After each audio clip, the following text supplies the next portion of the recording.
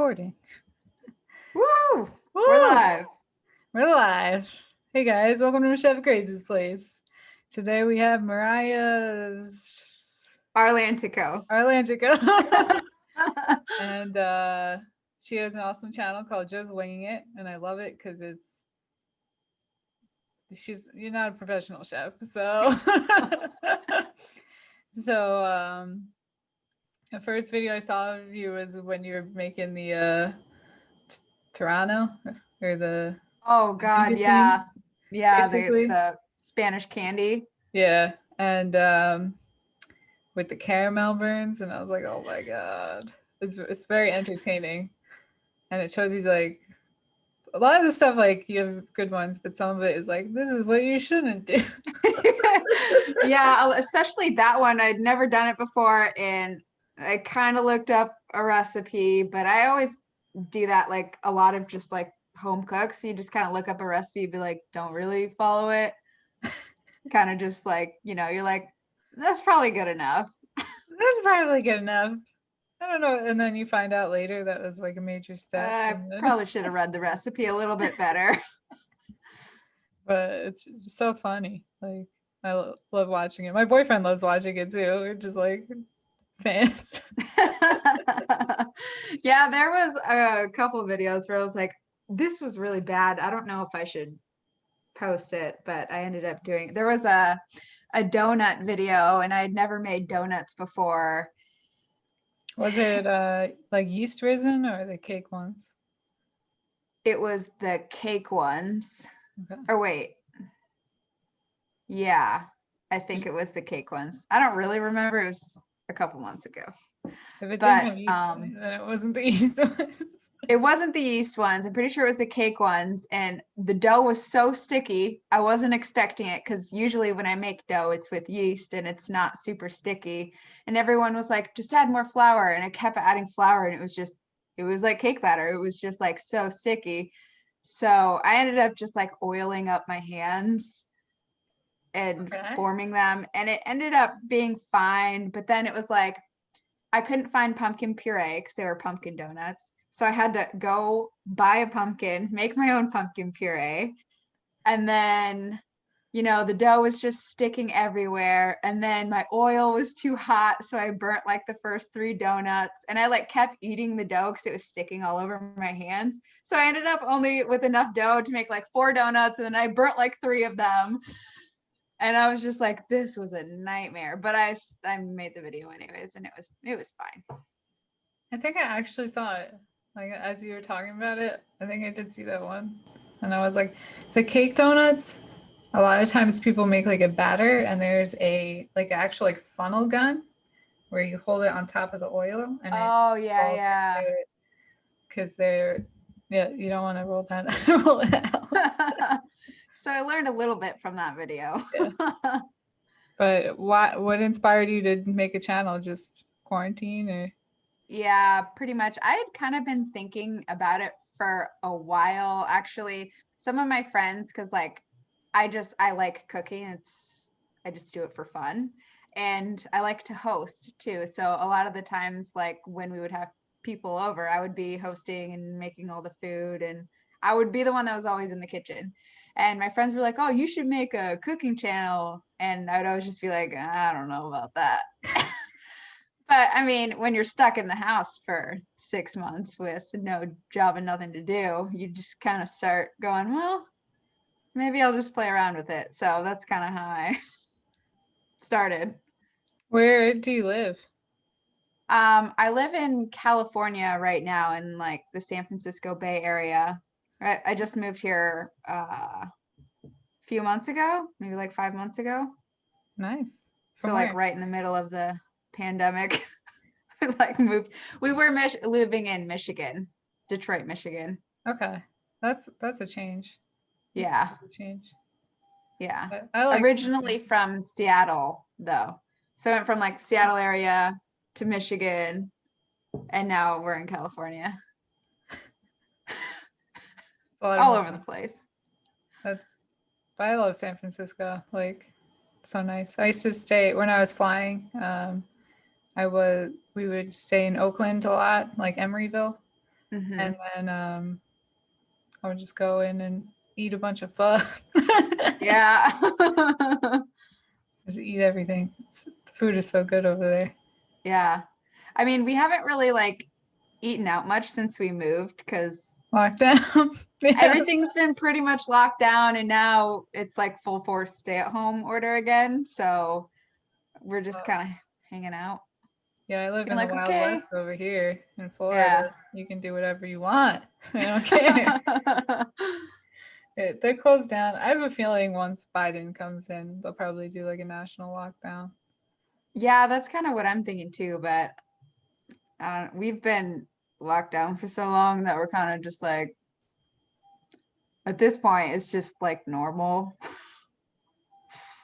Yeah, as sad as that is. but I actually think a national, if any lockdown is going to work, it's got to be a national lockdown. Oh, yeah. Because like in Florida, like all the people from New Jersey and like all the snowbirds, like that have like summer homes in Florida or winter Yeah. homes or whatever, they just come down and spread all the germs and then they go back up and it's like, oh, well, I'm locked down up there. I'm like, yeah, Yeah. but that's the point. So, yeah, Wild West. It's crazy. Yeah. So, have you made wings yet? Just winging it. I actually have made wings. I made my own like um a remake of Buffalo Wild Wings spicy garlic sauce, and I did Ooh. make wings. And I was actually pretty surprised with the sauce. It was kind of interesting too because after it sat in the fridge a couple days was like the peak flavor. Did you get the recipe from somewhere? Or you just kind of like eyeballed, like, this tastes like what it's like. I looked up a couple random recipes and kind of like took a few things from this one, a few things from that one, and then added a couple little extra things. Yeah. I was like, oh, this would be really good. It's just kind of how I cook. Yeah. That's how chefs cook. So you're on the right track. Yeah. I've thought it would be cool to like take an actual cooking class to maybe know what I'm doing, but it's also kind of fun to not. I mean, but once you get the techniques down, it's great because then it's easier to play with it and know like Yeah. this will actually work. You know, Yeah. like I do that all the time. I just made a hot chocolate video and I play with that all the time. But you Yeah. have to know like what ratio of chocolate, like an estimate. There's a huge Yeah. margin of error there, but there's not a huge margin of error in like that candy you're making from Spain. Like that's, is it terrain? Tehran? I can't remember the name of it. Tehran. Tehran. Okay. Yeah, that's a. There's a couple other candies that are like that. It's called like Divinity, and which is a pretty sweet name. And just like nougat, like anything like meringue based like that. Yeah. But you have to there's certain stages of sugar that you have to cook the sugar to. So like you were in Yeah. the caramel zone because it was caramel colored. You want to like 2 stages before that. It's just like those are the worst burns. Like I can't. Oh, yeah. Caramel burns are the worst burns. Like it's just like it sticks to your skin and they go, oh, and then you get it in your mouth and you're like, oh, and you can't get it off, and then you just have a lot of burns. Yeah. That video was rough. I had burns everywhere and I had burnt my tongue also. And Oh, I and then licked like the spatula, unfortunately. I don't know why I did it. I don't know what I was thinking. you're thinking, oh, caramel. That's what you're But thinking. I learned my lesson. Oh, ow. And then Yeah. black blisters too. You have to sit there under the water for like 20 minutes and it's still gonna burn like blister, but Yeah. it's not gonna be as bad. Yep. And then I made the mistake of like trying to put ice on it, but it was like directly on it. It was way too cold. So that was like a ice burn. Oh, well, no, you want to, anytime you burn yourself, you want to use like room temperature water, Yeah. because the cold water will actually like shock the top part, but then underneath the heat stays in and keeps cooking. Oh, wow. So you wanna, it makes it worse. But if you have like a skin temperature, it's still colder than the burn, but it's not cold enough to like touch, like shock it. Yeah. So it slowly gets the heat out, but you have to stay there for at least 10 minutes Yeah. and then get some Oof. lidocaine gel and put that on there. But it's like, ooh, oh my God. Yeah, not fun. Gotta stop talking about burns. But So how did you start your channel? You're like a professional chef and everything. so I started cooking out of like I went to pastry school and everything like that. And I cooked professionally for a while. And then I was just getting tired of not having enough money to like open my own spot and be my own Yeah. boss, and kind of having to like pump out someone else's creative dream, you know? And Yeah. then like my favorite is Anthony Bourdain. So I Yeah. was like, how do I live like Anthony Bourdain without needing like a book deal or a TV show? And I was like, I could be a flight attendant. So I applied to like every airline, and then I got a job with Norwegian Airlines. And I was lucky because it was low cost international. Most other airlines, you start domestic, like Yeah. going to Kansas and stuff like that. So I got lucky with that.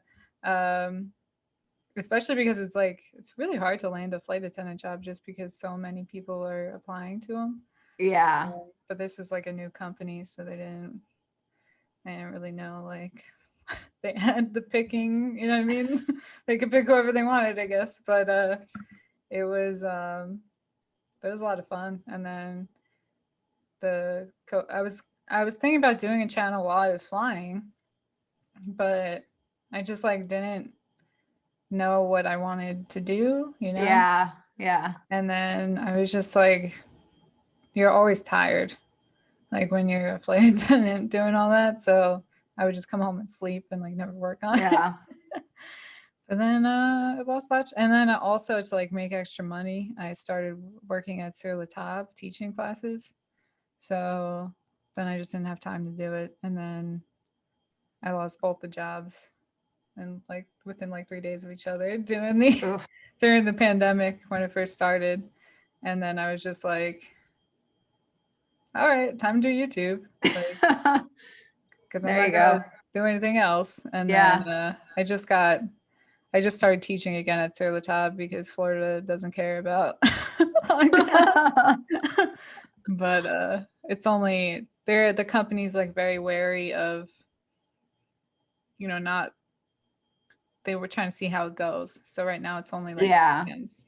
So we'll see how that goes. But right Oh, now it's that's like cool. something to do. Do you like teaching the classes? It sounds like it would be fun. Oh yeah, it's a lot of fun. And people are like, you know, it's kind of like expensive to take a class.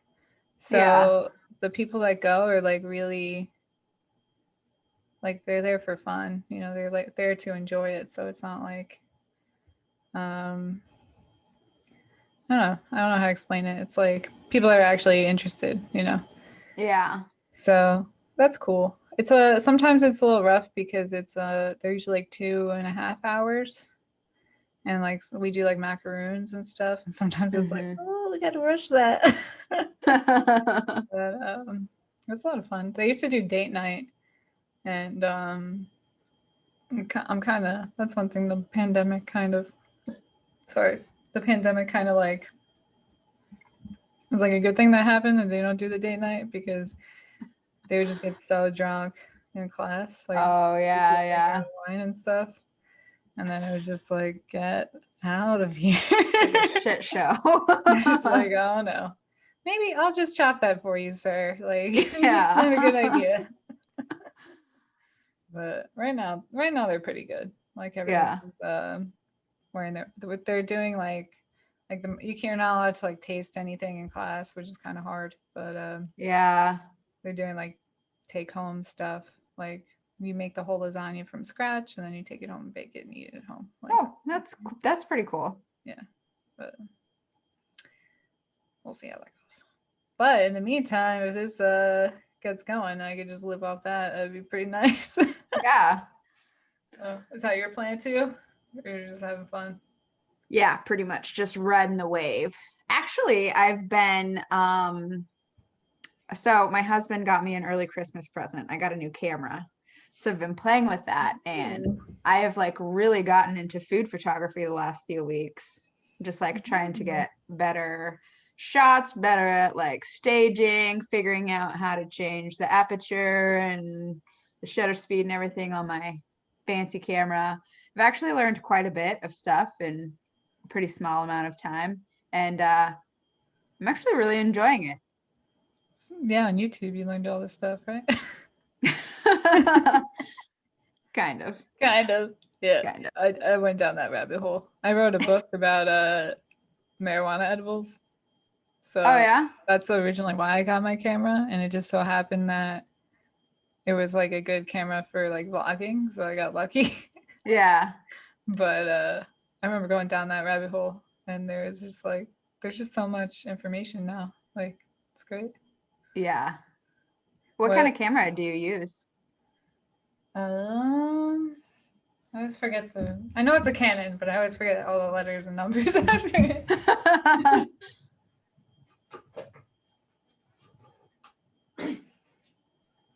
It's this one. It's a G7X. Oh, okay. So it's got the thing, but I dropped Nice. it. So now Uh-oh. this doesn't go down all the way. Oh, darn. It slid off the back of the tripod, like Ooh. as I was moving it around. Because my tripod, it's cheap, so it doesn't have like that locky thing in it. So you have to like clamp it down with this thing that turns, and then it wasn't. But there's one for the bottom part to hold it on a thing, and there's one for the top so it doesn't hit Yeah. the camera. So usually you'll hit the one or the other when you're trying to adjust the other one. So I must have like just quarter turned the bottom one or something, and it went whoop, and I was like, oh. No. I was like, I was about to cry that day. I did Yeah, cry, probably. I mean, cameras are expensive. Yeah, I mean, when I got Like, that, it was like $600, I think. And yeah. now I think it's obsolete. The other one, the one after this, has like the thing where you could plug the microphone in. Yeah. And this doesn't have that. So, but it works. So sticking with it. I got one of those lav mics now. I saw you got one too. Yeah, yeah. I did get one. I haven't used it with my new camera yet, though. Just because I've been learning all the other things. So many things. It's a lot to learn. I got some lights. That was good. Yeah, I got lights too. I had like the big rectangle ones that are, yeah. Like $60 for two. Not bad. Yeah, yeah. Amazon. Yeah. And I like Newegg is really good too. Yeah. It's a website for like techie people. Yeah. Especially for the I'm about to start on my second external hard drive. Ooh. Kind of nerding out over here.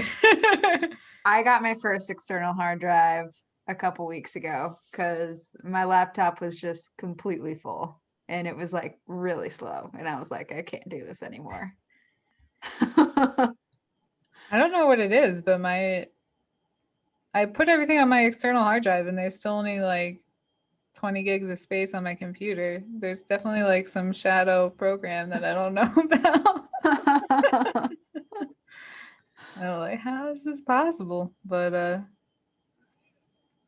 I think I'm at 78 videos, so Oh wow, okay. maybe it's Yeah. gonna save a copy of it. I don't know, but I'm sure I'm gonna find out when it stops working. So you make a lot of Filipino food? That's right. Some, I think, I don't know how many videos I have. I think I have like 20 videos or something. And I've done a few Filipino dishes just because like all of my, yeah, I'm Filipino, half. Yeah, half. Yeah. A lot of people are like, you don't really look Filipino. And I'm like, well, I am. I mean, I would say you look Filipino. Yeah, they're like, I don't know, like maybe you look Hawaiian or like they start naming off a bunch of things. And I'm like, I'm pretty sure I'm half Filipino. Pretty sure there is a lot of Filipino influence in Hawaii. Like, Yeah. actually, our buddy from the Facebook group, he's Filipino too. Oh, Philip Lemoyne. yeah. Yeah. So there you go. He also made a Yeah. lumpia video. Yeah, I saw that. Lumpia is just like everyone loves it. I've It's never just so had good. one. I want to make it. You should. They're really good. They look delicious. And I'm allergic to shellfish, so I got to be careful when I go get like egg rolls and stuff because people put Mhm. shrimp in them. Yeah. So like, that looks like a good homemade alternative. Yeah, they are really good.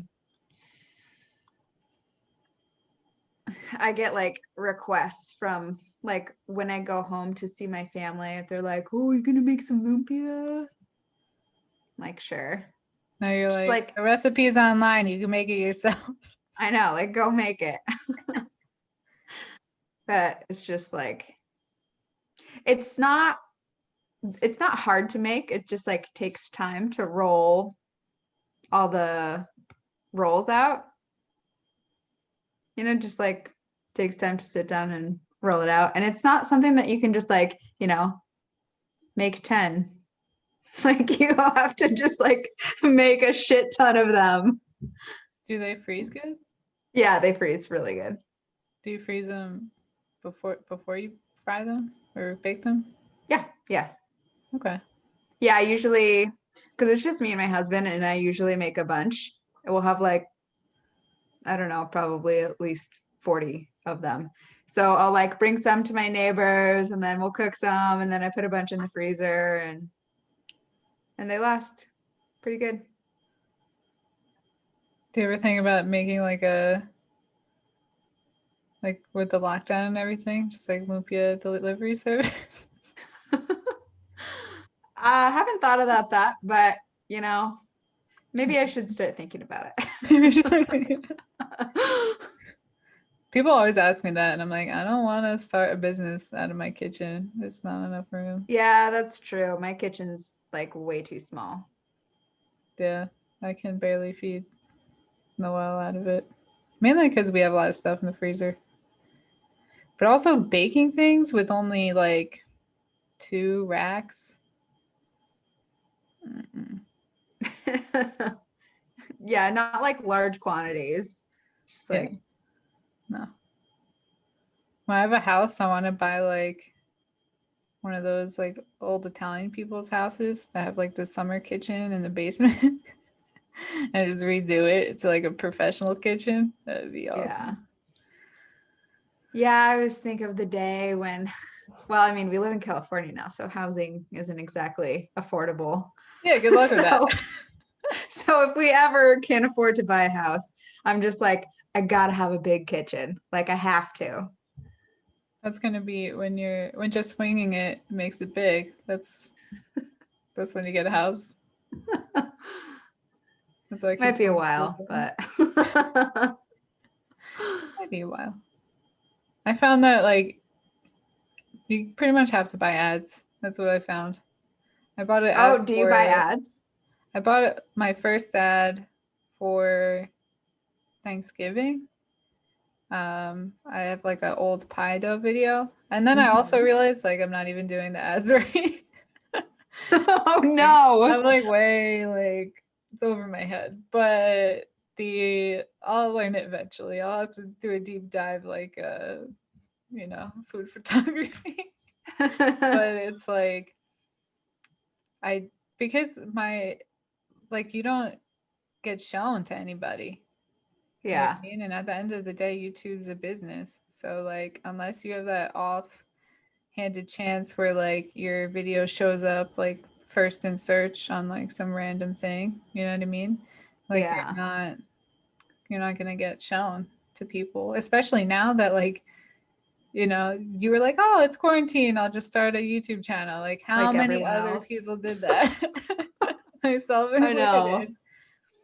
So like in order to like rise above all that, you kind of have to put your money where your mouth is and be like, I'm investing in this. But I did pie dough right before Thanksgiving started, and in like 5 days I gained like 135 subscribers.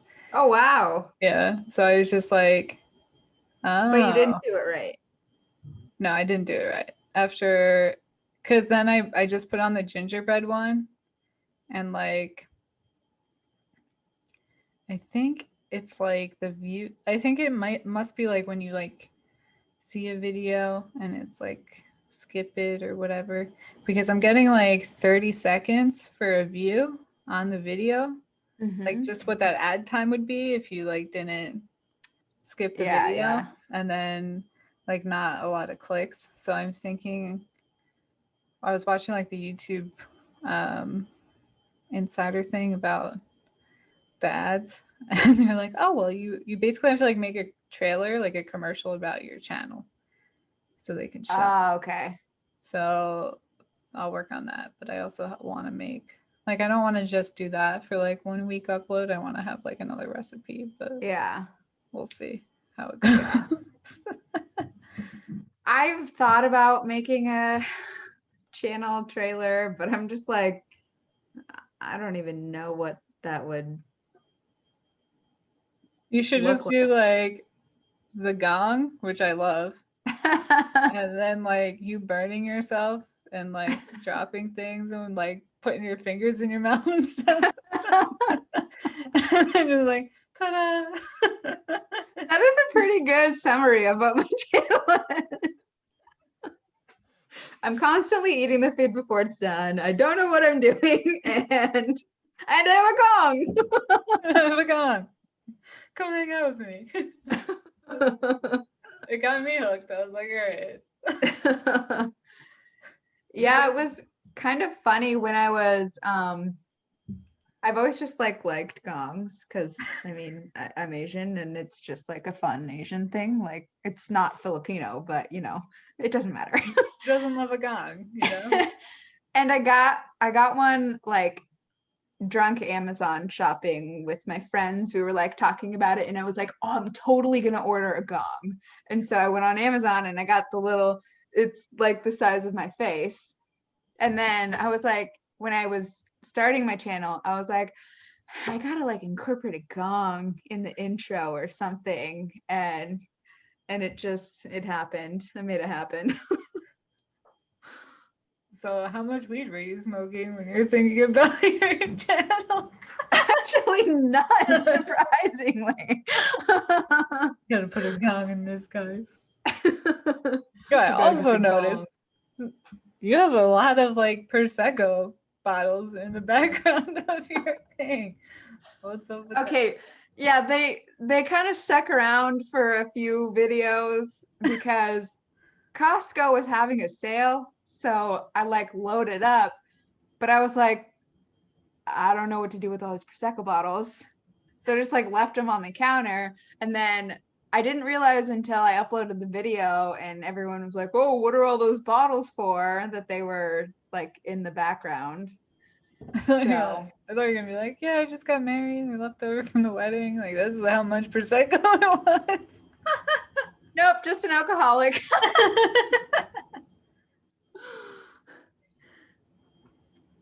But yeah, it's kind of funny. I've slowly learned to pay a little bit more attention to what's in the background. The first video that I posted, my parent-in-laws, they like Skyped us and they were like, oh, we're watching your video. And then they were like commenting on like, oh, the cupboard's open. I wonder what's in there. I can't really see it. They were like watching everything in the background. Oh, my I was mom does like, the same thing. I know. It's like I didn't even notice. I was just staring at myself the whole time and the food I was making. So the first couple videos I make, like I did a sourdough series, and my apartment's like a mess. It's a mess. And I'm very like, it's like messy, but it's not like there's a difference between being messy and being dirty. You know what I mean? Yeah, Like I have a yeah. lot of clutter, but I don't have any like, You're not like filthy. yeah, there's no dirt. And then like the clutter gets to a certain point, and I'm like, I can't anymore. And then everything gets clean. But we're almost there right now, actually. So that's why we have the nice pantry as the background. But it's just yeah, you got things to do, you know? But also when you're cooking, like I feel like you're, you know, it's this is a small apartment, so like the counter space is limited, Yeah. just the storage space is limited. So if you leave like two things out, all of a sudden you're like, oh my God, it's such a mess. It gets messy pretty fast. Yeah. That's why I got that kitchen cart. I love it. I've I've always wanted one of those, but our kitchen is it's just too small. There's nowhere to put it. Our kitchen's like our kitchen, the kitchen itself is small, but it leads out into like the dining. It's like one big room, you know? Yeah, yeah. So I just kind of extended the kitchen into the dining room Yeah. because who needs a dining room, right? You're gonna watch Netflix and eat anyway. Pretty much. I have a treadmill right next to our dining room table. That's awesome. You can eat and work out at the same time. And well, because it's like the dining room and then the living room, it's all just one big room, basically. So we have our couch, and then I put the treadmill right behind the couch, and then we have a big TV right there. So like when I run, I can watch all my stupid TV and like get really into it as I'm running. It's great. I would definitely exercise more if I did that. I'm more of like I think if I were to buy a cardio machine though, I would buy like one of those stationary bikes. Yeah. But then I'll probably just stop pedaling at some point and just be sitting and watching TV. But that's okay. Me and my boyfriend are trying to do like 90 days of like going to the gym in the morning. Mm-hmm. Today was day one. It's not looking good.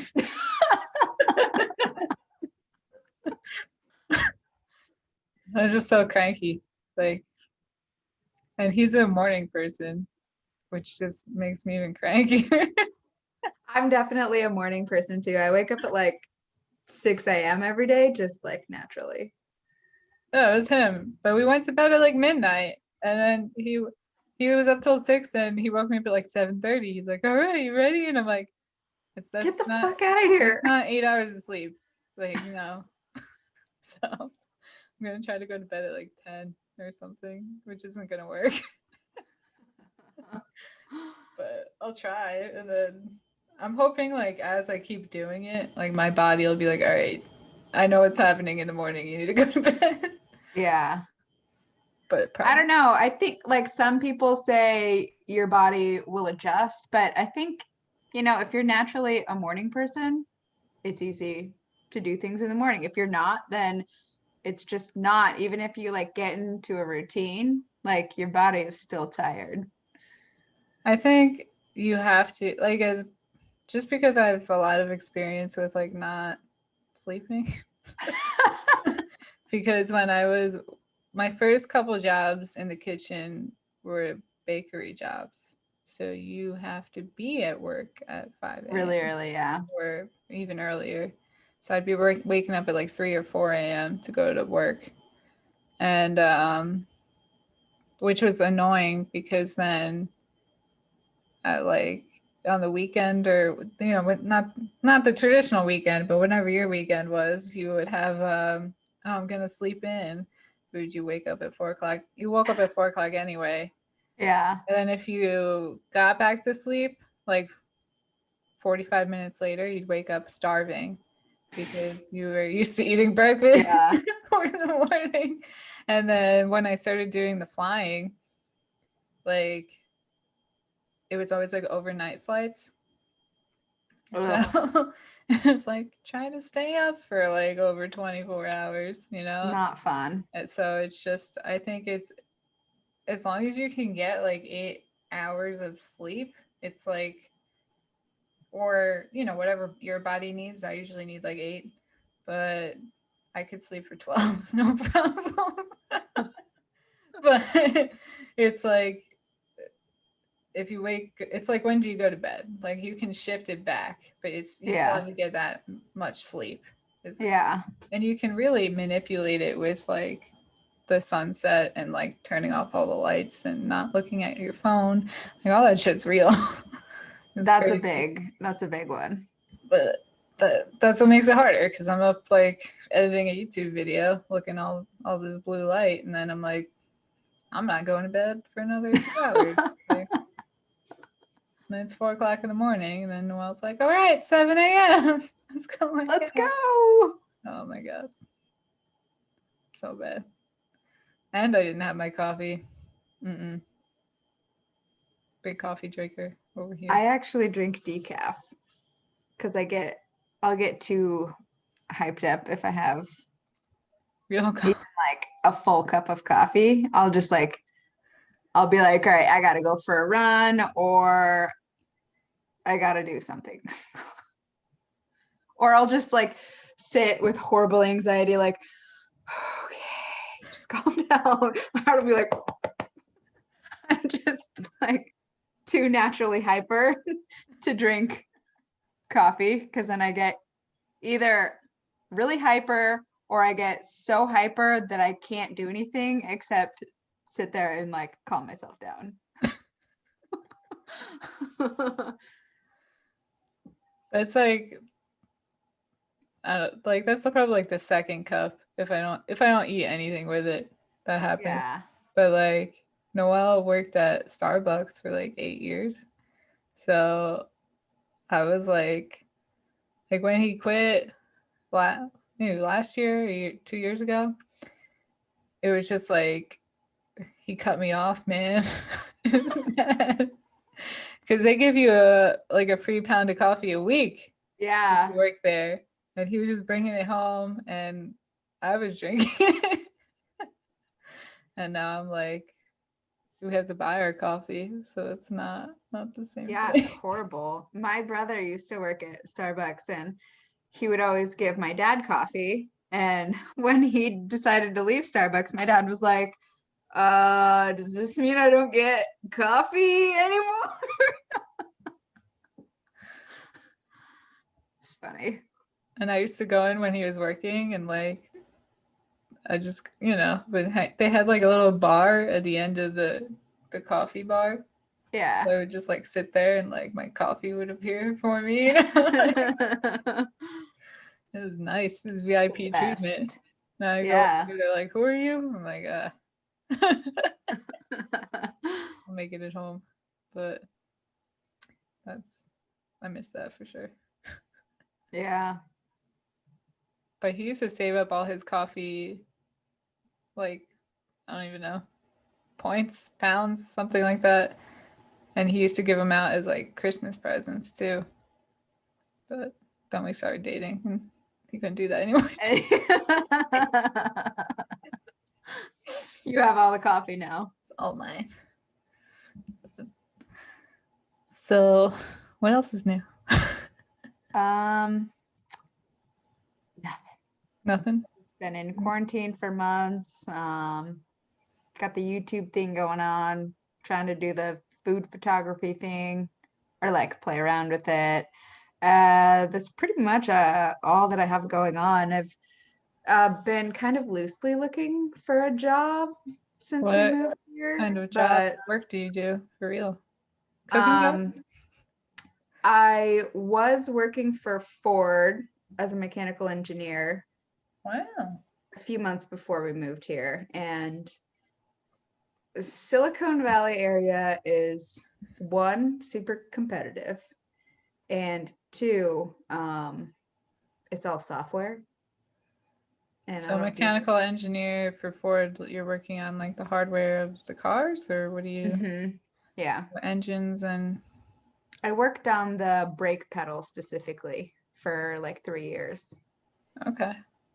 in a specific, well, I worked on a few different vehicle lines, but mostly for the Ford Explorer and Lincoln Aviator, the Okay. 2020 year that just came out a few months ago, or 5 months You ago or something. designed the brake pedal for that car, basically? Yeah. Pretty cool. Yeah. It's pretty cool. Pretty cool to be like, I helped make that. How You many stop your people car. like help make a car? So many more people than I even know, really. It's like it's insane because like there's how do I even start to explain? So like there's an engineer on the Ford side that works on the brake pedal, and then you also have many suppliers that work for you for all the small little components that go to make the brake pedal. So you have like all those suppliers and all the people who work for them. And then like you've got all these management people who are managing like the timeline and making sure that you're doing all these things. You have like test engineers that you work with to test your parts, and you have other engineers that you work with that like write specifications of what your parts need to meet. And it's just like this huge big wheel that's way bigger than I ever thought before I started working at an automotive company. So you got your degree in mechanical engineering or something? Mm-hmm. But Yeah. not specific to cars, just specific, No, just to whatever. just like mechanical engineering. Yeah. And then um I think the reason Ford hired me was because my senior project that I did in college was the Baja race car. So we worked on one of those little, it's not really a car, it's more like a go-kart type Yeah. thing where you basically work with your fellow engineers and you build it and then you hopefully race it. But we never took it to race with it, but we built it up. So that was pretty Would fun. you But I think had that on my resume, so it helped when I was yeah. applying for jobs. Would you like go back to school for another mechanic type job? Um, if I were to go back to school, I don't know what I would do. I It's think kind of hard to say because the only company I've worked for was Ford, and I wouldn't say that I hated it, but it was a tough job to work in the automotive industry. Um, and I didn't feel like I got a really good exposure to all the different aspects of engineering that I would have liked. So I don't know, like this time that I've had off in a way, I've really enjoyed. It's made me like second guess. Do I really want to spend all my time doing that? You know what I mean? exactly. Yeah, I know exactly what you mean. So, if I went back to school, I might do something. I don't know. Right now, I've really been into the, like I said, photography thing. So I might go something in that route. Maybe not photography specifically, or like videography or something like that. You can learn all that on YouTube. That's true. But That is true. That is true. well, I also always encourage. So, like, my boyfriend is in the process of getting his airplane mechanic license. He just passed one of his tests, and until like he started doing it, I was like, you would think like like it would be. I'm not saying that it's not hard, but I'm saying that it is not as hard as you would think it would be. You know what I mean? Like if you can be a car mechanic, you can probably be an airplane mechanic. Yeah. There's more rules and regulations, but there's less, it's not as competitive at all because people don't like grow up with airplanes. You know what I mean? Like everyone Yeah. has a car. But people Everyone has a car. They work on their car. like most people who work in the industry because their parents had worked in their industry or their uncle or someone had Yeah. introduced them to it. So all of the all the people that are working in it now are there's a huge gap between like new people and retirement age people. So like if you're looking for a new industry to get into, and it Yeah. pays really well. That's the other Yeah. thing. And they're trying to employ more like females and you know, people of color and all that stuff too. So like Check. check. You could get a good a good discount on schooling for it, you know. Yeah. So it's pretty, it can be a sweet gig once he gets his license. So Yeah, that's pretty cool. something to think about if you're already an engineer anyway. I'm sure the Yeah. test would be easier to pass than because he doesn't, he actually isn't even going to school for it. He's just doing like an apprenticeship at like Yeah. my uncle. But I mean, the schooling is probably the better route because it has like a curriculum of everything you need to know. Yeah. But but yeah, I think for younger people, like it's a great idea, and it's not just like through this whole pandemic, like you're locked down and stuff, but people with money are going wherever the fuck they want on their private Yeah. jets. So there's always work. He hasn't stopped Yeah. working since the pandemic started. So That's good. I Yeah. get, yeah, as soon as it started, I was like, oh, we're fucked because I lost my job. Like, you're gonna lose your job soon too. And like He's none like, of I'm the thriving. yeah, none of the rich people give a shit about a lot of traveling in my own plane. It's like quarantine. And they get there and spread all their germs. Yeah. So ridiculous. But that's America.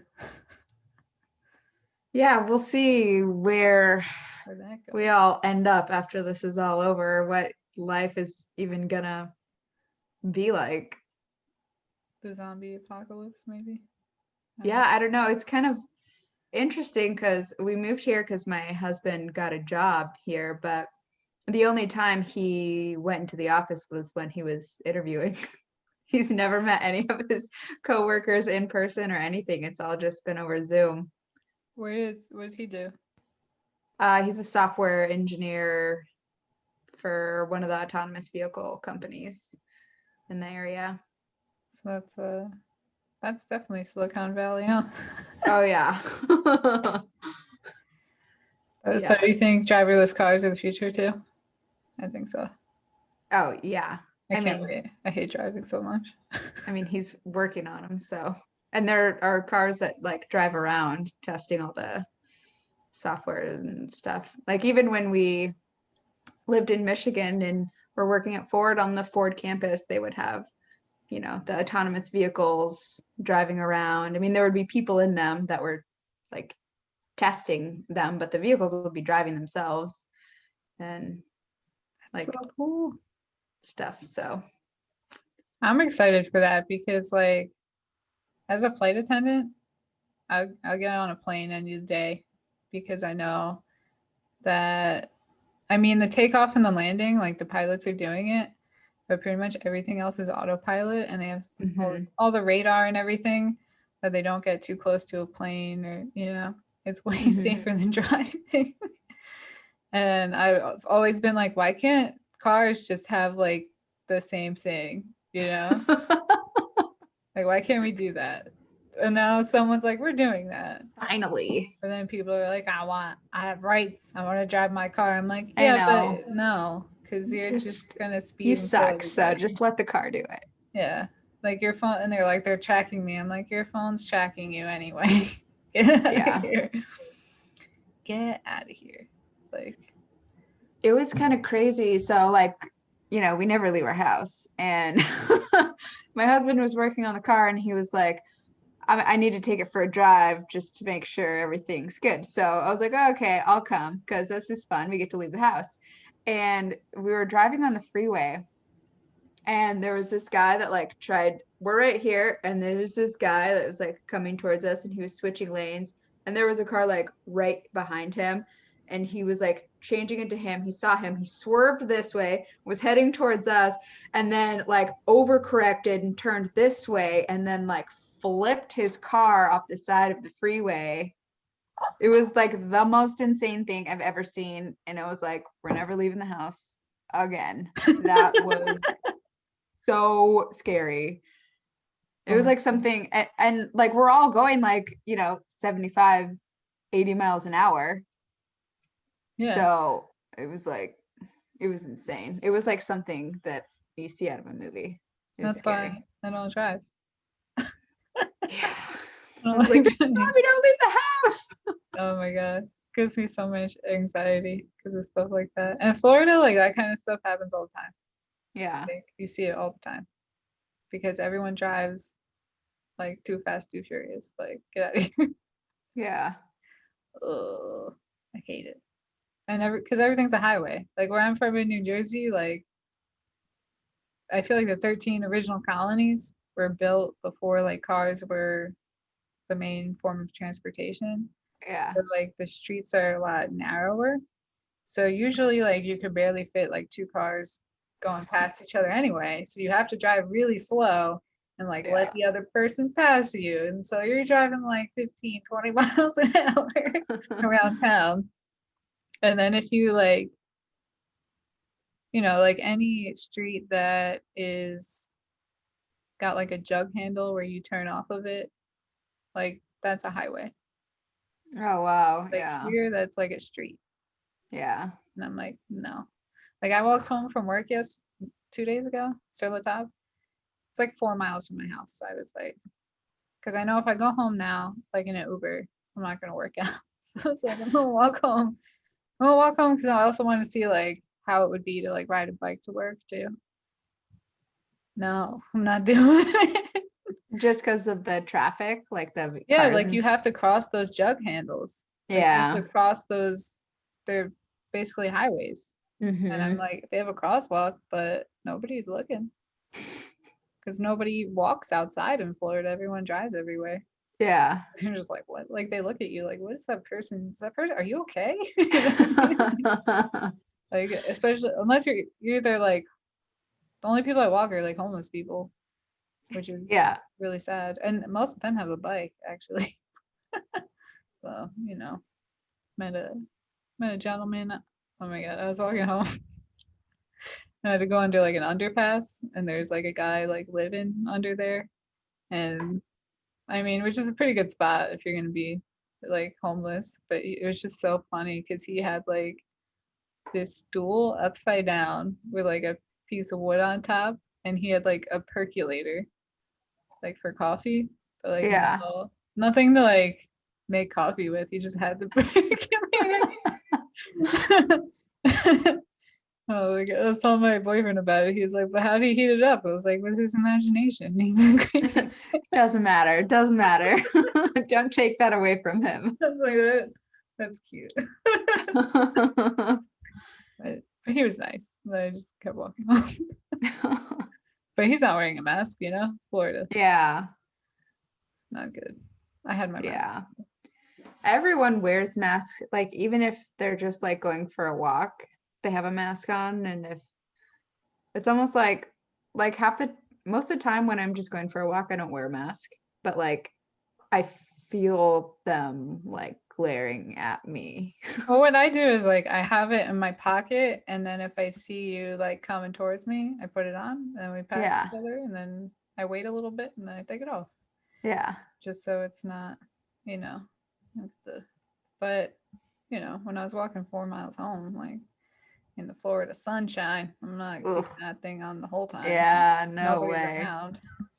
Yeah. I see the bridge troll guy. I just put it back on. See you later. So, but the guy, he was just shouting. I don't think he was talking to me. I think he was just talking to whoever he was having coffee with. But he was having a good old time under the bridge. But I don't know about riding my bike to work. We'll see. There's bike lanes all over the place here, and drivers are pretty good about bikers and during the road and stuff. Well, here there's bike lanes, but they go to nowhere, and then all of a sudden you're in the middle of the highway. And you're like, oh my god. So like I would ride my bike on the sidewalk. Like I'm not messing with that. I like when I first moved down here, I tried that, and I was all of a sudden in like between like 4 lanes of traffic, and I was like, and there's people like honking at me and stuff. And I have like a Schwinn, like that's not a fast bike. Like, oh yeah. It's just, oh, that was intense. Yeah. I mean, Schwinn's used to be good, like back in the day. That's how they got their big name. But, you know, over the years, I think their quality is kind of. Yeah, it's gone down. But also, it's not. I think they're it's more the of like type. leisure bikes. Yes. I but think. There's a, like, because when I was traveling around, I think I want a rally bike. It's like called like a commuter bike. It kind of looks like a Schwinn, like that style, but the frame is much taller, so you can fit like bigger wheels, so you can go faster and not have to pedal as hard. Yeah. But it did not, you know, when I got that, I got it. Noel got it for me as a present, but it's good for leisure, not good for trying to get somewhere. But I did put a basket on the back, so I do go get groceries sometimes with it. Nice. Yeah. So, and I put the bike lock around it to like secure all the groceries. But yeah, California is pretty healthy, so we got the bike lanes that connect to each other.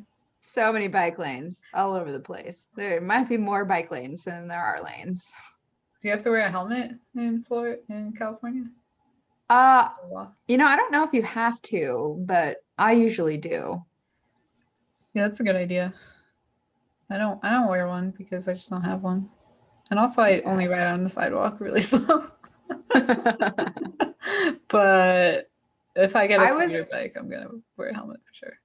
I was riding on the sidewalk one day, just like around the park that's right down the street from me. And this guy was like, they were walking on the sidewalk and they were like, you ride on the street. We walk on the sidewalk. And I was like, okay. Yeah. People do that. Yeah. But no, I'm not. Okay, well, I'm up on the sidewalk. What do you want me to do? Like jump this curb right here? Yeah. And also, like, if I hit you with my bike, you're not gonna die. If I get hit by a car on a bike, I'm still gonna die. Like, that's how I think about it. Like, I'll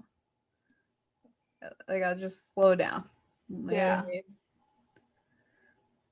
In like Copenhagen and stuff, they have like serious bike lanes where I wouldn't ride on the sidewalk at all because like that's how serious the bike lanes are. They're like risen up from the street and they're their own like lane. Oh wow. It's really cool. But then if you like step into the bike lane when they're coming, they curse you out and give you the finger. Because they know that you're an American. But they ride their bike everywhere, like in the middle of the winter, and like the winters are so cold there, but yeah, they just bike. I mean, I guess they stay really warm because they're biking and they have all the layers. Yeah, but like just imagine like, you know, all the wind on your face and like how do you even see? They do, you know, goggles actually. Now I think about it. It's extreme. It's extreme biking. Like you have the whole thing with the mask and then now they just need the mask, so you know. Yeah. But it's pretty crazy. Because it gets really cold over there. I would do it, maybe. But I would think like, but then you get all sweaty and then when you stop, you're freezing. Yeah. That would be bad. Everything about that sounds horrible. I do not miss Michigan winters whatsoever. All my friends in Michigan, it was like October, and they're like, oh my God, it's 32 degrees. And I'm like sending them videos of me, and it's 75, and I'm riding my bike, and I'm like, woo, have fun in Michigan, suckers. Did you move to Michigan for the Ford job? Or yeah. Yeah. So if you if you become an airplane mechanic, you can move back to Seattle and work for Boeing. You know, so my dad has actually worked for Boeing for like over 20 Oh, years, snap. probably. And my oldest brother has also worked for Boeing for like 10, 15 years. So Boeing's in the family. So I'm sure I could get a job, but I don't know if I want to work at Boeing. Why not? Just because I know a lot of people who've worked at Boeing and they just kind of say how boring it is. It's because you're not working there. If you I work will there, then it'll be interesting. maybe so. I will say though, I do miss like, well, getting dressed every day. But also kind of like going into an office. Like when I worked at Ford, I was like the cookie girl. I would always bring in these really good homemade cookies and they'd be gone by like 10 a.m. and people would like hoard them and like that kind of stuff I miss. But I don't know. And you could work for like SpaceX or something. I don't know. I don't think I'm smart enough for that. I think you are. I think you'd be surprised. I think I've applied. I think I applied to a job with them, but I never heard anything back.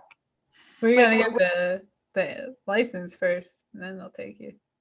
well, when we first moved here, I applied to like so many companies and I just like wouldn't hear anything back. I got a couple declines, but I kind of just brushed it off as it's the pandemic. No, it is though, and also because they can just automate a lot of Yeah. stuff, and if people are working from home, then they can hire someone for cheaper in a different part of the country or a different part of the world, even. Yeah. Which is not great for the Americans. Oh. Well, like people don't realize like how much of our jobs are just gonna be automated. Like everyone's like, Yeah. oh, they're putting it overseas. And like, no, that's not it. It's the robots. It's the Yeah, the software. robots are coming in. Yeah. So that's why I'm like, gotta build my own brand because Yeah. not looking great. Like all those HelloFresh and whatnot. Like Yeah. there's machines that cut carrots, like Brunoise Yeah. things. Like you don't need humans to do that. Yeah, you don't need humans to do like most things, really. It's kind of scary. Yeah. So what do you like hoping comes of your YouTube channel? Like I'm what is hoping your like long-term goal or like sights that you see for yourself with it? I'm hoping to like make enough money to like live off of, like to be able to like buy a house, Mm-hmm. kind of to expand it. So to like start a homestead and being able to like cook the food from my own garden and stuff like that, and like teach people about like food education, which is why I really like doing these interviews because like I mean a lot of them are just like fun, like this one's just really fun. And I'm like, oh, she looks like Sorry, a I can't cool educate you person. more.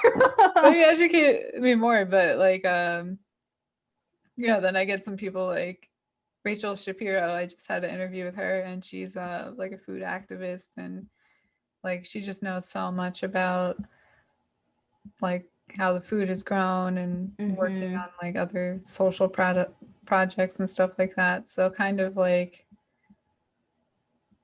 food education that way through like Yeah. listening to other people, but then also doing the recipes and like saying, hey, like this is how I try in my recipes. I don't want to like feel like you put like I want to explain like the why and the how, not just Yeah. the put this with this and do this, but like why are you Mm-hmm. doing it? Yeah. Like, which is probably isn't the best route to go because not everyone wants those short videos, and I'm like, Not gonna happen. Yeah, you can't do that with the short ones. It's Yeah. just like bam. Yeah. It's like, why? But it's also like, why would I? No one's gonna learn anything from that. Like, it looks cool, Yeah. but like even in a lot of my videos, I mess up, but then I explain like what I should have done, Yeah. why I messed it up. Usually, it's because I put it in the oven and went to watch Netflix and forgot about it. But like my banana bread, I pretty much burnt the shit out of that. But it still tasted all right. A little caramelized. That's the best. Yeah. And also, like, if you do mess up, like, how do you fix it? You know? Yeah. Like, there's certain, but it's just all like, oh, then it's done and it's perfect. And I'm like, that's not real. Yeah. Get out of here. So hopefully that happens. Because then I can do like, you know, do more of this. Just do whatever you want. Yeah. Like, Yeah. not having a boss.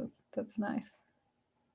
So, and it's just virtual. Like, you can't shut me down. Well, I mean, they could shut me down, but like YouTube could be like, fuck you and take me off the thing. But I don't think it's gonna happen though.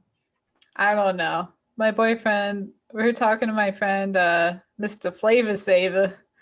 He's got his own channel, but we all went to high school together actually, and I had no idea he had a channel. And then I started mine, and he like texted me. He was like, "Yo, I have a channel. I have like 4,000 subscribers." It's just like he made like 3 videos like 4 years ago, and then all of a sudden he like checked back in, and like he had all these subscribers. And Oh stuff. wow. So he's like, all right, well, I might as well just start that back up because I Yeah. already have the, like, I don't know if he has the watch hours or not, but he's got the following, you know? Yeah. So he could get paid off of it, like, pretty quickly. So I'm like, Yeah. go for it. But he wants to do more interviews and stuff. But I just think people are also looking for, like, I watch a lot of, like, the Joe Rogan podcast and stuff. Yeah. Cooking and whatnot. So I feel like do that, but, like, for food. Yeah. Yeah, that'd be really cool. I mean, even me and my husband watch Joe Rogan podcasts all the time. Yeah. And, you know, it's just good fun. That would be really cool, especially with food. Yeah. He had a chef on once, and I was like, well, he had 2 chefs on. He had that guy from Canada who does like all the meat stuff. I don't remember the name of the place. Antler? Maybe it's called Antler. But they were like butchering like whole animals. I forgot what animal Yeah. it was. Like in the window of the shop to like, you know, show off the meat and stuff. And then like Yeah. the vegans came and like protested. Oh god.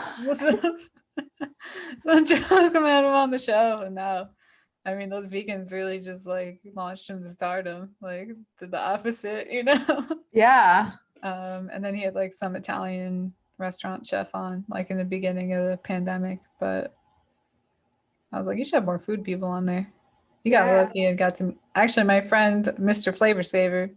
I've decided to not to call him by his real name. I'm just gonna have people guess. I was like, I'm just gonna call you Mr. Flavor Saver from now on. But I told him to or he told me the story. The first interview we did, I was just like shooting the shit with him. And then I stopped recording.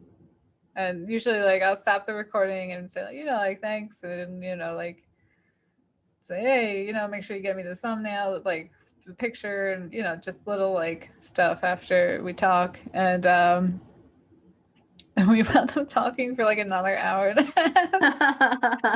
half. My boyfriend came home and he knows him, so like he started talking, and like I was like, guys, we have to stop. We have to save this for like another like podcast. Like, Yeah. yeah, just so he actually, I forgot to ask him to tell it again in the second thing, but he got to meet, like he met Anthony Bourdain once. Oh wow. At Rutt's Hut, like just chilling. I was like, Yeah. awesome. That is sweet. Yeah. because Anthony Bourdain, he says he's from New York, like in his interviews or whatever, but he's really from New Jersey. And so like Rutt's Hut is like a super famous like family-owned fast food place, and they're famous for a deep fried hot dog, and it's delicious. So he was just there one day eating a hot dog. Is that like similar to a corn dog? No, it's like they take the hot dog without like anything on it. They call it a weller because you put it in the well, like the fryer well. But you just you just fry it like you just fry it. Yep. And it you know, like when you have that one hot dog that's like super crispy and it's all blistered and stuff. So it's like that, but it's like delicious, super even all the way around because it's like submerged in the oil. It's really good. You should try it now. And you put I'm gonna try and make my own. Yeah, that's what you got to do now. I'm sure they're delivering now. So many places are delivering now. Oh yeah. Even I also interviewed his Frank Oliveri. He's the great nephew of Pat from the original cheesesteak, Pat Steaks. So the family run business. So they invented the cheesesteak in Philadelphia. And so I interviewed him. I'm like, how's it going with everything? And they started delivering cheesesteaks off of Gold Belly, which is like a national, almost like a national, like Uber Eats or DoorDash or whatever. Yeah. So like they will ship a cheesesteak like anywhere in the country for you.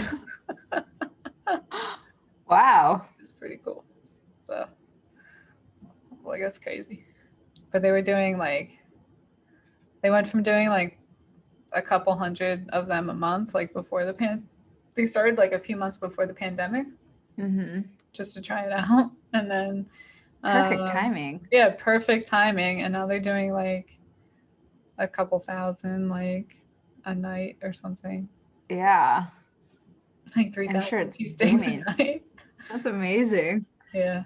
So like, you know, and that's like, I forgot to ask him, but I wonder like if he gets, like that's got to be like a historical landmark, you know what I mean?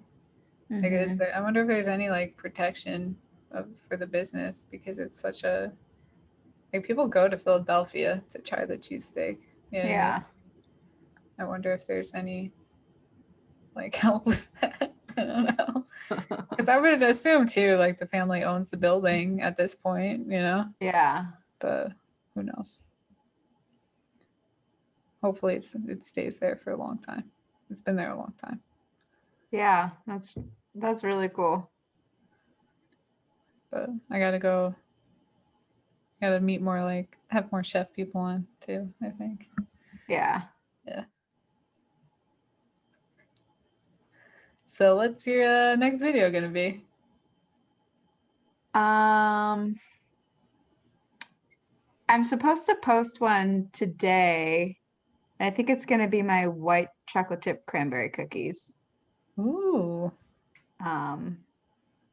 That are like really good. I've made those like 1,000 times, and I will say, I will toot my own horn for that recipe because they're just so good.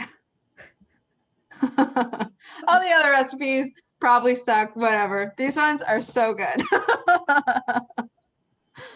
But I don't even have my thumbnail finished. I was doing that before our interview too. I got to post hot chocolate today.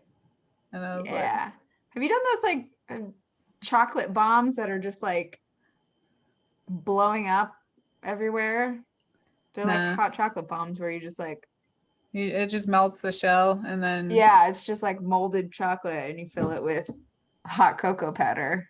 Yeah, I thought about doing that, but I was just like, it's not really anything special. You're just like making a pre-made hot chocolate powder more difficult.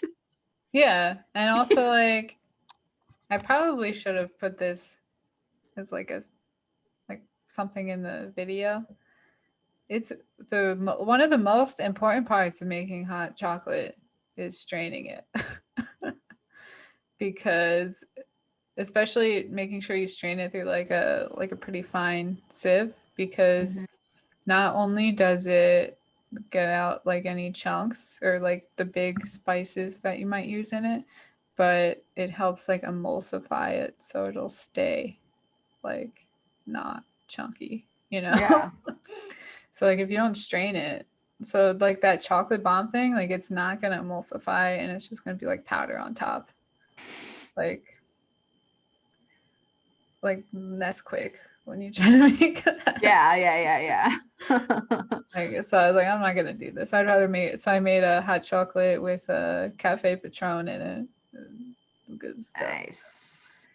But I gotta try it with Bailey's because that's the Scandinavian way. And Hot chocolate and Bailey's is my jam. yeah, oh my god, when we would fly from like anywhere in Scandinavia to Florida, like they would just pound the hot chocolate and Bailey's, and that was like a powdered one.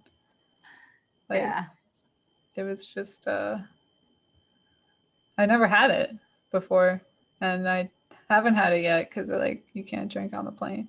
But whenever, whenever I got off the plane, like during the holidays, like in Scandinavia, they had this other drink called glug, which is like a mulled wine with like nuts and raisins and stuff in it, and like that's my favorite. So I never tried the hot chocolate. Sounds delicious. Oh my god, I miss it so much. I like want to be over there with the Christmas stuff and Yum. drinking that. And you can Maybe just I'll drink make on the it. street. It's great. This is making me want to drink. Maybe I'll make a drink recipe today or something. Those make for good like short videos. I've done a couple of the like short vertical videos of just like cocktails that are like super fun to make because I'll be like, I gotta make it while it's still daylight out and it gets dark at like 4:30, so I guess I gotta make it at like 2 o'clock in the afternoon. And then all of a sudden I'm like day drinking because I'm like, wow, this is really good. Like I loved your Colorado. mimosa. That's exactly how I make my mimosa. It I was hate so it good. when people put too much orange juice in their mimosa. Yeah. That hurts my feeling. Like, especially if it's not supposed to be orange juice. Like, it's like a pet peeve. Yeah. I've always said like orange juice, like it's just not worth the extra calories. Like, why not just like get straight to Yeah, it? exactly. Like, it's supposed to be just like a splash if you put it in at all. Yeah. A lot of people it's like 50-50, and I'm just like, it's just way too much orange juice. And that's So just like the only time that should ever happen is when you go to bottom brunch with like bottomless mimosas, and yeah. they have to do that, or they would like just it would be too expensive for them to do. You know what I mean? Yeah. But that's the only pass they get for doing that. At home, Yeah. splash of orange juice. Yeah. It's funny because like whenever we have like mimosas, I just don't even buy orange juice because I'm like, I'm probably not going to drink it and it's just going to go to waste. So I'll just drink the champagne with brunch. I'll do it because Noah loves juice. Like he just loves to drink juice. Yeah. I don't know why. I don't drink juice. Like that's unless it has alcohol in it, I don't drink it. Yeah, I'm not a big juice drinker either unless it comes with a couple shots of vodka. But they do have at a lot of the like Cuban cafes around here. They have like the orange juice machine where you actually put like the oranges in The it. fresh oranges, And yeah. that I'll drink. I'll drink Oh that. yeah. And that would be good for a mimosa. Yeah. But juice. What kind of cocktail would you do though? I don't know. I don't know. That's a tough one. I might spend some time on the internet figuring it out. Maybe like a Christmas cocktail. I've been kind of thinking about doing something with peppermint Ooh. because I Okay. like peppermint a lot, but I don't know if I've ever had a peppermint cocktail. Have you ever had a grasshopper? Yeah, those are like the green ones, right? It's got Yeah. like a little bit of cream and it's like Creme de menthe. peppermint schnapps or something like that, or maybe a Creme de different. menthe. What is it? Creme de menthe. Oh yeah. It's pretty good. If you like chocolate chip and ice cream. If you had chocolate to that, it would be good. But Oh like yeah. call it something else. Oh, you call it the Grinch because it's green. Ah, yeah, so how do you feel about eggnog? I love eggnog, but I don't really drink it a lot. Like I'll try and get like a small thing if I can. I don't make it myself, or I haven't. Maybe I should do that. Have you ever had Coquito? Mm-mm. Do you know what that is? No. It's like the coconut milk version of eggnog almost, but it's Puerto Yum. Rican and it's delicious. Sounds amazing. It's amazing. It's like once you have that, you're like, I don't need eggnog because it's also lighter, so you can drink more of it. Yeah, yeah, that's the problem with eggnog. It's just like so thick and heavy, and my husband doesn't like it. So like when if I do get eggnog, it's like kind of a drag because I feel obligated to drink all of it, but I also don't because it's just like so heavy.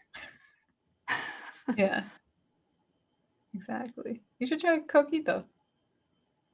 Yeah, that sounds delicious. I think they make it now like pre-made. Hmm. Because it for a while it was like, unless you knew a Puerto Rican, like you didn't know about it. Yeah. But I feel like the last like 3 years, it's gone like mainstream. Because I think, Yeah. have you ever heard of rum chata? Mm-hmm. So I think that's in it too. Oh, okay. Yum. Chowder's good. Yeah, it's pretty much that. I'll probably love it then. Coconut milk and some other stuff. I don't remember. I bet all the Puerto Ricans listening to this are like, shut up, Grace. You're butchering that so hard. Butchering it. But I'm trying to promote it. But it's good stuff. So, all right. Well, I guess I'll let you go since you have to, we both have to upload our YouTube videos today. Yeah.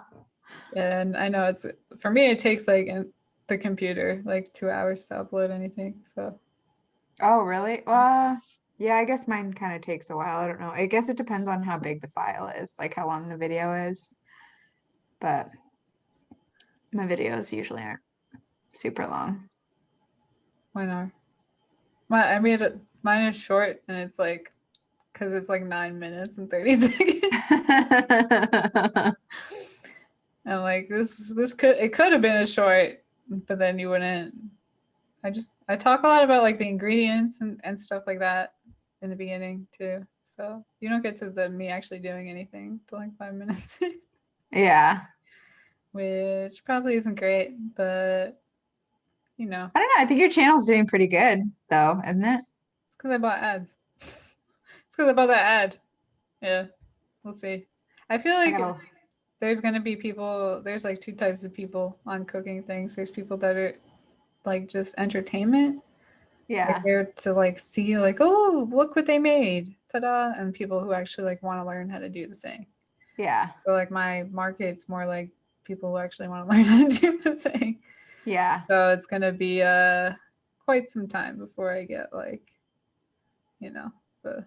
that crowd. That's okay. I mean, it takes a while. You're definitely on the right track for that, though. Like your videos are actually helpful versus mine, where I just show you what not to do. But they're like really entertaining. Like I'm like, I could do like, and I like watching them too because sometimes I just don't know because I've just been working like professionally for so long. Like I don't know what mistakes people would make. Like what. Yeah. So it's kind of good to like, it's like refreshing to like see that and be like, oh, okay. Like, Yeah. this is something I should make a note about when I go do something like with the same technique in it, Yeah, I try and, well, I don't really plan my videos out very well. Most of the time I really am just winging it, but my videos are for all the home cooks out there that are just like think that they can't cook or like they don't want to cook because they don't want to like butcher something. But it's like it's okay if you just like throw shit together. Like it's Yeah. fine. And it comes out fine. Like most of your Yeah. videos, like everything out comes out good. Yeah, So, most of them some of them I've been surprised with the end product. Like the Tehran, like it actually tasted really good, yeah. but um yeah. Yeah, that was the one where like I saw a couple things. I was like, oh well, you wouldn't know that unless you like went to pastry school. Like that's a hard one to just be like, I'm gonna make this. I That's know like I asked advanced for requests. confections. I asked for requests. My friend was like, "Oh, you should make that," and I was like, "Okay, Okay. no idea what I'm doing." Like if you can make that, like now you could make a Snickers bar. Like Yeah. you could go pretty advanced. Like go for it. Or chocolate mousse would probably be a good one for you. Oh yeah. I might do that for like Valentine's Day.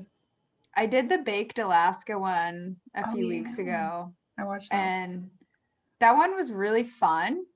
But when I was trying to follow a Donna Hay recipe, but I had like looked up other baked Alaskas, and like how Donna Hay did it seemed to be a little bit more complicated than how other people were doing it.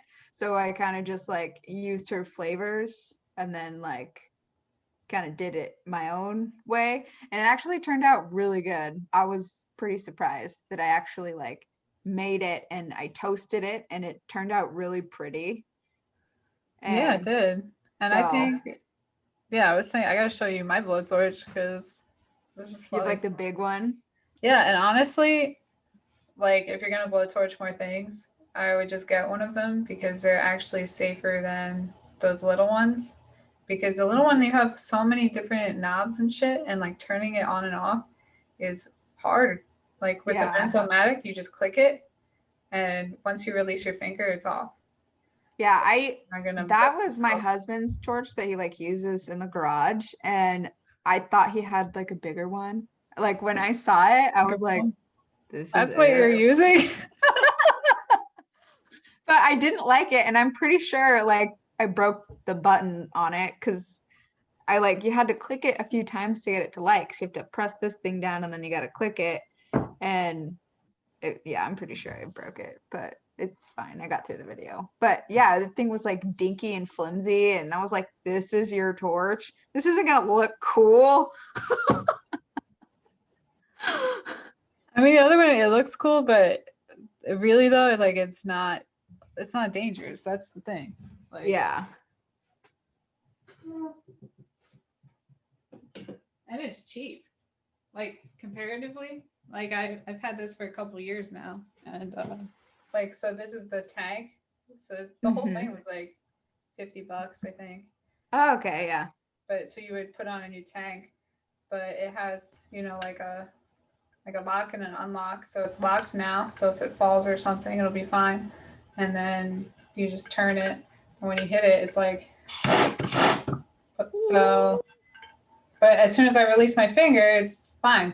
Yeah. Off, Yeah. which is important because with those, I feel like when you take your finger off the button, it doesn't turn off, and then you have to figure out like where the safety is in the lock and the adjustment thing. So if you have to turn it off really fast, like you're screwed. Yeah. Yeah. Where this is just more of like figuring out like how close you should be to get the turn right. So, and also you could light, it's powerful, so you can light like your pilot lights and stuff with it at home. Yeah. Like you use it outside the kitchen and inside the kitchen. But I love that thing. It's my favorite. Yeah. Any excuse use. I blowtorched the turkey. Nice. Because I overcooked the meat a little bit, and then I was like, well, I can't leave it in there for the skin to crisp up, so I took it out and just started blowtorching it, and it worked. Yeah. So much you can do with it. You can do creme brulee. You can do baked Alaska. It was fun. Oh yeah, the baked Alaska too. Like you're using the bowl thing, but you're like pushing Yeah. it. You could just get a smaller bowl and push it inside. Oh yeah, I could have. Freeze I it. didn't think of that. Yeah. The bowl. That's also a way to do it. No, the plastic wrap. The plastic wrap helps. It makes it easier, but you gotta super plastic wrap it. Yeah, I only put one layer down and it took me so long to get that thing out of the bowl because I was like, oh God, it's not pulling up. And then I was like holding the bowl over like a boiling pot of water to kind of, Or you can also put it in like a bowl of warm water, like hold it. yeah. That works good too. Or you can use the blowtorch and pull it up because it's frozen. Yeah. Do that too. But you can also do if you get like an industrial plastic wrap from the like Restaurant Depot or whatever, it'll change your life. It's so because it's like I think it's like 1,200 square feet of plastic wrap, but it's so heavy that like because with the small plastic wrap you have one hand on the box and one hand on the plastic wrap and it's like Yeah. you just lift it up with both hands out of the box and it's just like it's so much wider. Yeah. You'll never go back and you only have to buy one like once every 5 years. So great. Like when I taught like for home cooks, like invest in plastic wrap and a blowtorch. Plastic wrap blowtorch on my Christmas list. My Christmas list. And a KitchenAid that you can pull up. Yeah. Not the one that goes into the bottom, like the one with the crank. You know, so when I was shopping for my KitchenAid a few years ago, I ended up getting the one where you twist because I liked the color better. That's And what gets you. I am so mad at myself that I didn't get the one with the crank. I'm so mad because I'm like, oh, these ones are just like so much sturdier and like they're just like beasts, you know. And I got this little baby thing. Yeah, and you can use the one thing I like about the smaller one is the paddle attached. The attachments come in ceramic. So you can just throw them in the dishwasher where most the 6-quart like professional ones have I don't know what kind of coating on this metal, but it's not dishwasher safe. Yeah. So I've like ruined them. But the thing with the crank is you and the bowl is dishwasher safe. Why wouldn't you make the other thing dishwasher safe? Yeah. But it was like I was teaching at Sur La Table and I noticed I was making Swiss buttercream. So Swiss buttercream for the meringue part, you melt the sugar into the egg whites until there's no crystals left. Mm-hmm. And usually I do it in my mixing bowl and then I just take the mixing bowl off the hot water and throw it in the machine. With the smaller one, there's that stupid nub on the bottom, so you can't make a double boiler out of it. And I was just like, oh no. And it like I didn't realize it till I was like already teaching the class. Oh no. Like, oh my God, this isn't gonna work. And I had to like run and get a bowl and be like, look like an idiot. I was like, oh no. I'm like, that's not gonna work. So now I'm just like improvising on the spot. Yeah. But now I'm just fed up with the tiny mixers because they made me look stupid. Like, you can't make this a boiler. Stupid. And then it expands and it doesn't fit in the nub. Oh, really? Mm. Yep. And you can't blowtorch under the bowl either. Like, whenever you heat up buttercream and stuff, like, you start blowtorching the bowl. And I've never even seen that before. Yep. Because in, like, the industrial kitchens and stuff, too, you're doing, like a 30-quart mixer of buttercream. And you took it out of the fridge and you have to ice the cake and like have it finished in like an hour. Like you have to get it going. So, but you only do it like a couple seconds at a time because you don't want to cook the eggs. But just because you're going from like really cold, you got to get it to room temperature. So that's why that blowtorch is so good. And even the 6-quart ones, I blowtorch that bowl all the time, depending on what I'm doing. Especially if I'm making cookies too. And like I didn't pull the butter out. Sometimes I do that because you don't want to add eggs to cold butter or vice versa. Cold eggs. You don't? No, because when you're creaming the butter and sugar, the sugar is cutting like air holes into the butter. So if you add the cold eggs to the butter, then it's going to seize up. Like the butter will seize up because it'll get cold, and then all the air escapes. Oh, because when I was making my cookie recipe, my butter wasn't quite cold enough or warm enough. And I mean, it ended up mixing just fine, but I was like, that's probably It looks like super broken though. Like yeah, gross. Yeah. It's just yeah, they're not kind the of. same temperature. Yeah. But you can whip it like until it comes to temperature and it'll get Yeah, that's what I ended up doing. I like made it so all the butter was broken up into like little tiny little baby pieces, and then I just let it sit while I was doing everything else, and then I mixed it, and the cookies turned out the same. Yeah. I couldn't tell a difference. Yeah. You might have been able to. Well, and also like if you wanted to make it really dense, you could just like melt the butter so there's no air at all, you know? Yeah. But that's the thing. Like if you learn like the creaming method for cookies, then you could figure out what parts of it you want to manipulate to get a certain texture, you know? Mm-hmm. So that's what I'm trying to teach on my channel. We'll see how it goes in my That'll be good. 20-minute plus videos.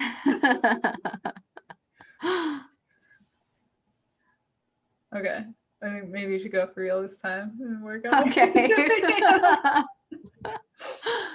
But it's good talking to you. Yeah. I'll see you. I mean, you'll come on again next time. Yeah, this was fun. Yeah. Thanks for having me.